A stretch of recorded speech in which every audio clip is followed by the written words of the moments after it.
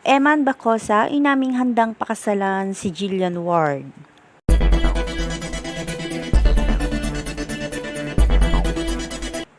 Mainit na pinag-uusapan ngayon sa social media ang nakakakilig na unang pagkikita nila Eman Bacosa at Jillian Ward. Sa natapos na press con at ginanap na premiere night ng Gabi ng Lagim na pagbibidahan ng dalagang aktres sa si Jillian Ward, ay ikinagulat nito ang naging pagbisita ni Eman Pacquiao kung saan ay bumiyahe pa raw ito mula sa kanyang probinsya patungong Manila para personal na puntahan si Jillian Ward.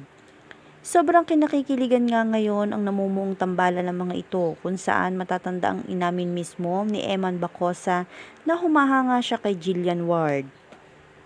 Sinabi rin ni Jillian na na-appreciate niya ang mga ginagawang kagandahang loob ni Eman para sa kanya. Sa simpleng pangangamusta ay sobrang natutuwa na raw ito. Marami namang fans nila Jillian at Eman ang sobrang kinikilig sa naging unang pagkikita nila. Kitang-kita rin daw kasi kay Eman ang kilig sa mga mata nito dahil sa wakas ay nakita niya na ng personal si Jillian Ward.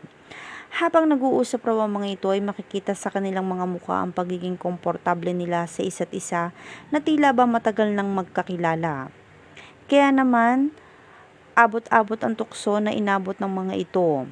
Maraming netizen na nagsasabi na bagay daw ang mga ito kung saan ay agree ang ilang malalapit na kaibigan ni Jillian sa kanilang nabubuong tambalan. Sana nga raw ay maging sila nito.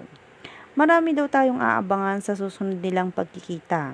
Sa ngayon raw ay hayaan muna natin na kilalanin pa nila ang isa't isa at mas mabuti pa raw na ang kanilang pagkakaibigan. Marami naman ang humanga sa pagiging mabait ni Eman dahil makikita sa kanya kung paano niya alalayan si Jillian habang nakikipag-usap sa mga fans nito.